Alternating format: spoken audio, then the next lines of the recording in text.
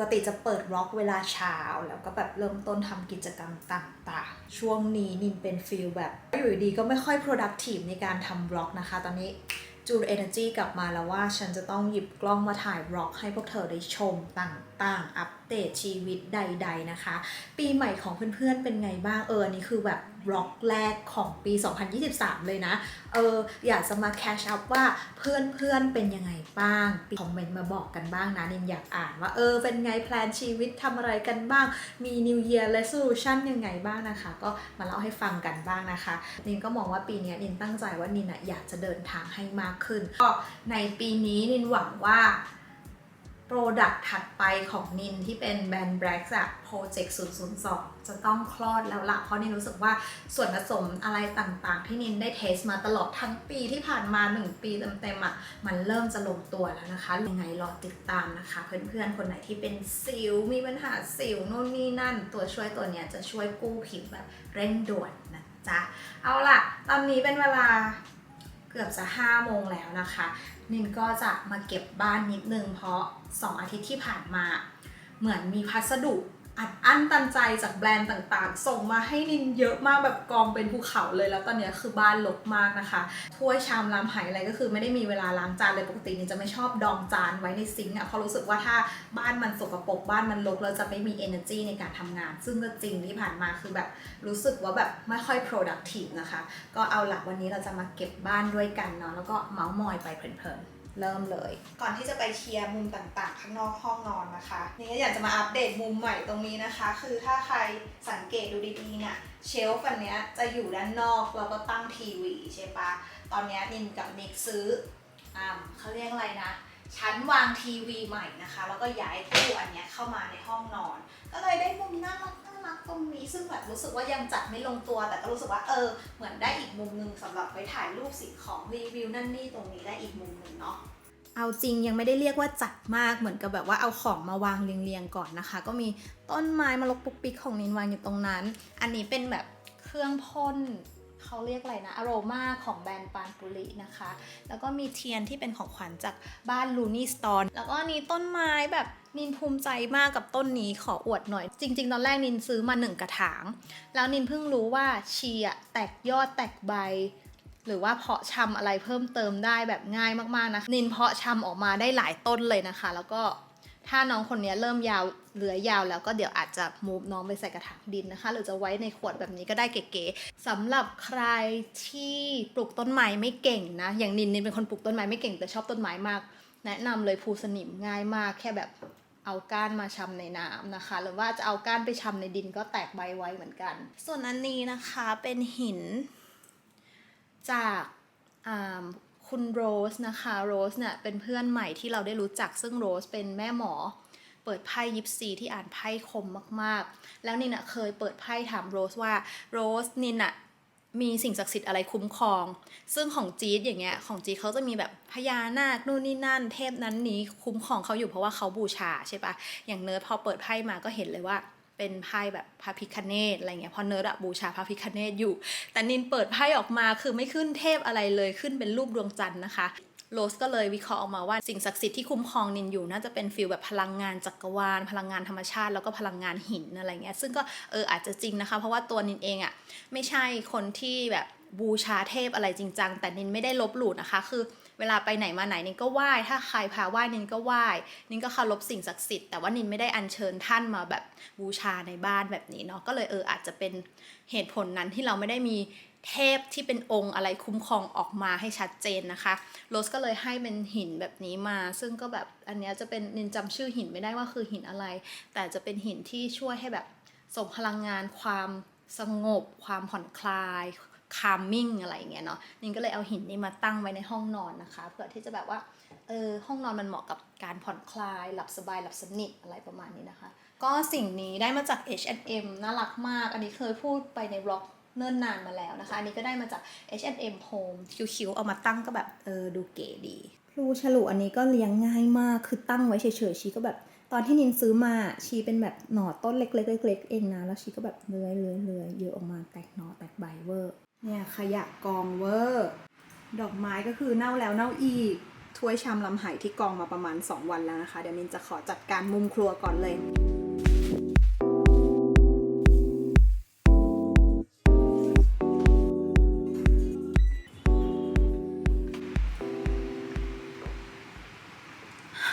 นินเพิ่งกลับจากการไปเดินลู่วิ่งมานะคะ การตื่นเช้าไปเดินลู่วิ่งเป็นรูทีนใหม่ของนินในปีนี้นะคะ จริงๆก่อนหน้านี้แบบ 2-3 ปีก่อนนินเคยแบบตื่นเช้ามาแล้วก็เดินลู่วิ่งแล้วก็ออกกำลังกายเข้าคลาสออนไลน์กับดาเดียจะทำอยู่2อย่างนะคะแต่ปีที่ผ่านมาก็คือเหมือนแบบขี้เกียจบอกตามตรงนะคะก็มีแต่แค่แบบเวทเทรนนิ่งอยู่ที่ห้องไม่ได้ไปเดินลู่วิ่งหรืออะไรเลยมีออกไปเดินที่สวนบ้างบางทีเวลาอีนิกบังคับเนาะก็ปีนี้ก็เลยตั้งใจว่าอยากจะเดินให้มากขึ้นนะคะเพราะเราก็แบบเริ่มอายุมากขึ้นแล้วก็อยากจะรักษาสุขภาพให้มันคงที่ตลอดไปจริงๆเรื่องการเดินอ่ะมันไม่ใช่แค่แบบว่า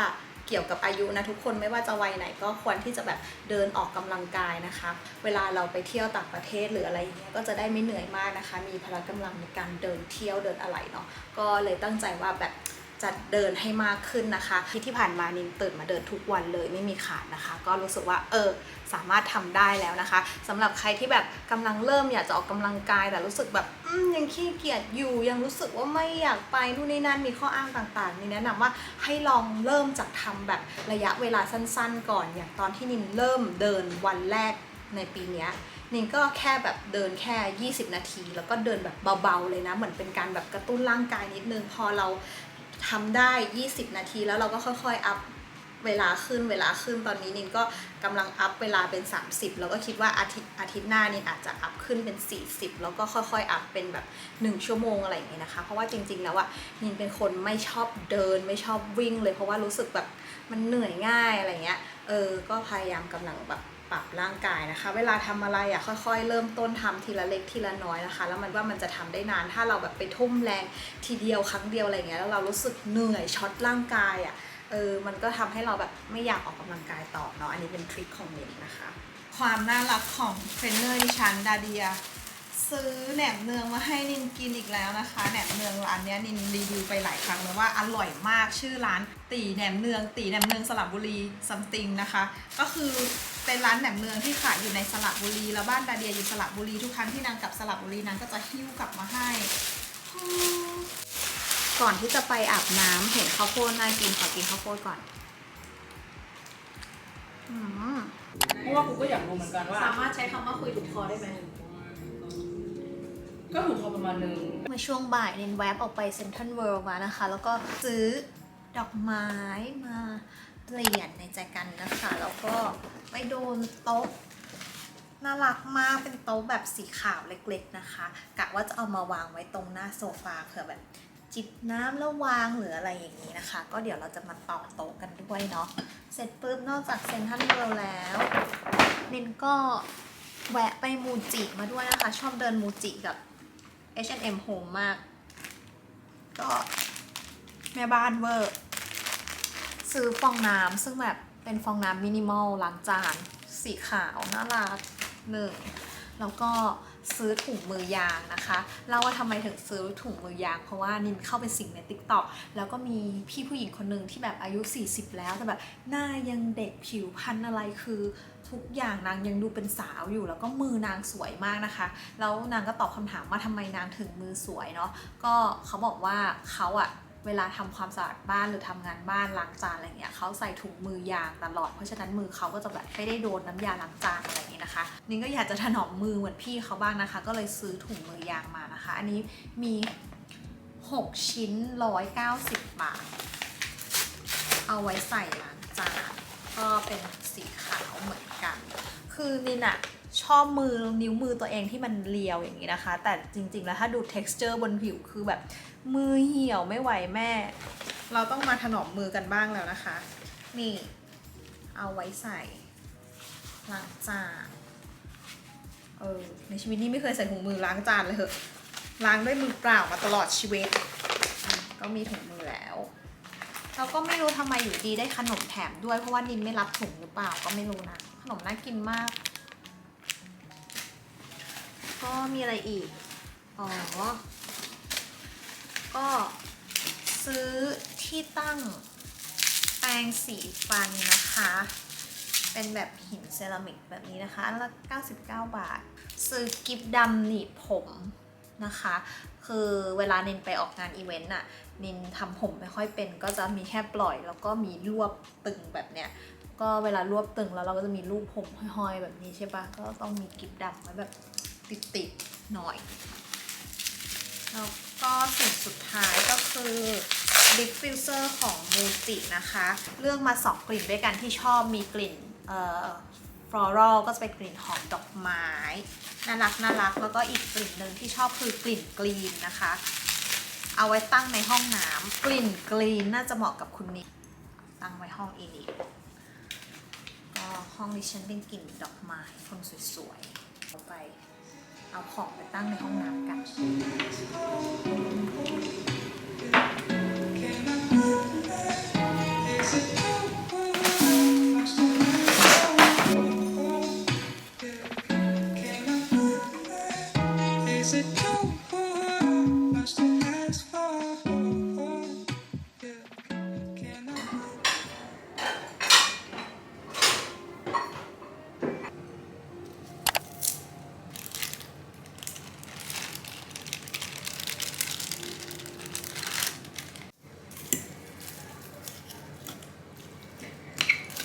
นินคิดว่านินกำลังจะเป็นประจำเดือนแน่เลยเพราะนินรู้สึกอยากกินของแซ่บตลอดเวลานะคะนินลองสั่งขนมจีนน้ำเงี้ยวขนมเส้นหม้อทองห้วยขวางนะคะคือเขาให้ผักให้อะไรมาเยอะมากแล้วก็เครื่องอะไรเขาดูสดหมดเลยยกเว้นขนมจีนน้ำเงี้ยวรสชาติยังไม่ถูกต้องนะไม่ถูกเลยแบบเปรี้ยวนำเวอร์แล้วก็ไม่ได้กลิ่นเครื่องแกงอะไรเลยนะคะแต่นินคิดว่าเขาน่าจะทำขนมจีนแบบอย่างอื่นอร่อยเช่นแบบน้ำยากะทิอะไรเงี้ยดูทรงในร้านน่ากินมากที่เห็นนั่งอยู่ตรงนี้นะคะนินกำลังแพ็คทำของขวัญวันปีใหม่ส่งให้ลูกค้าหรือแบรนด์ต่างๆที่คอยซัพพอร์ต Blacklist Secret นะคะที่เราเคยร่วมงานกันมาก็ต้องขอบคุณนะคะที่ยังให้โอกาสนินอยู่แล้วก็คอยซัพพอร์ตนินส่งของอัปเดตโปรดักต์ใหม่ๆมาให้ตลอดนะคะนินก็อยากจะส่งของขวัญปีใหม่กลับไปขอบคุณด้วยนะคะแล้วก็ขอบคุณเพื่อนๆบล็อกเกอร์ที่ช่วยบางคนก็คือแบบอุดหนุน Black Project อะไรเงี้ยไปช่วยทำรีวิวอะไรเงี้ยให้นินก็แบบ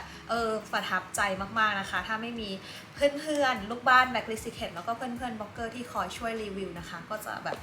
Black Project ก็จะไม่ข้ามปีมาจนถึงปีที่2นะคะอันนี้นี่กำลังทยอยส่งของให้เพื่อนๆบล็อกเกอร์แล้วก็เดี๋ยวนินมีแจกของขวัญให้เพื่อนๆแล้วก็ลูกบ้าน Blacklist Secret ทุกคนด้วยนะคะคือที่ช้าหน่อยเพราะว่าตอนเนี้ยนินกำลังสั่งของไปเพิ่มของมันไม่พอนะคะก็เลยต้องรอทางโรงงานผลิตให้อยู่แล้วก็สั่งกล่องสั่งอะไรคือมันแบบมีหลายโปรเซสนิดนึงนินทำคนเดียวนะคะไม่ได้มีผู้ช่วยหรือทีมงานอะไรแพ็คก็แพ็คเองนะคะเพราะฉะนั้นรอหน่อยนะคะระหว่างแพ็คก็ดูนางงามไปด้วย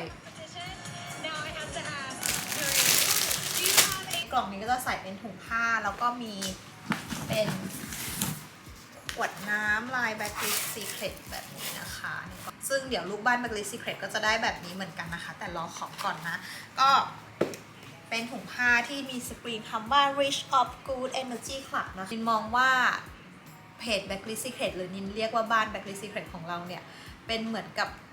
บ้านหลังหนึ่งที่รวมเอากลุ่มคนที่มีแบบ attitude เดียวกันคนที่มีแบบ positive vibe เหมือนกันนะคะคนที่มีแบบความคิดบวกหรือคนที่มี energy ดีๆแล้วก็มาเจอกันตรงนี้ก็เลยเรียกว่า Rich of Good Energy Club แล้วกันเป็น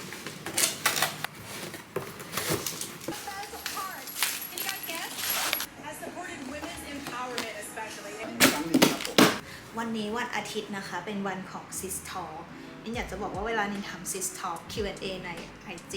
นินตั้งใจตอบเพื่อนๆมากนะคะนินจะอุทิศตนเลยอย่างทุกวันอาทิตย์นินก็จะบอกนิกว่าวันนี้คือวัน Sis Talk ฉันจะขอครึ่งวันในการตอบ